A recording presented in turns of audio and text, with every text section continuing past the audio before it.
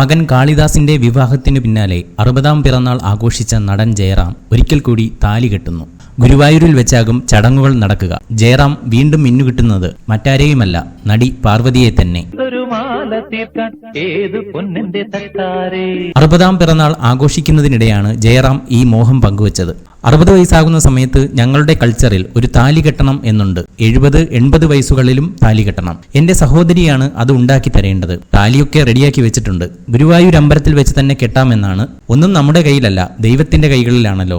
ഇതായിരുന്നു ജയറാമിന്റെ വാക്കുകൾ. 36 വർഷം മുമ്പായിരുന്നു ജയറാം മലയാളികളുടെ പ്രിയ നടിയായ പാർവതിയെ വിവാഹം കഴിച്ചത്. 36 വർഷമെന്നത് വലിയൊരു യാത്രയായിരുന്നു. ഓരോ നിമിഷവും ഞാൻ എൻജോയ് ചെയ്തിട്ടുണ്ട്. ഇപ്പോഴും അങ്ങനെ തന്നെ. ദൈവം അനുഗ്രഹിച്ച് ഞങ്ങൾക്ക് ഇങ്ങനെ തന്നെ ഒരു 100 വയസ്സുവരെ പോകാൻ പറ്റട്ടെ എന്നാണ് പ്രാർത്ഥന, പാർവതി പറയുന്നു.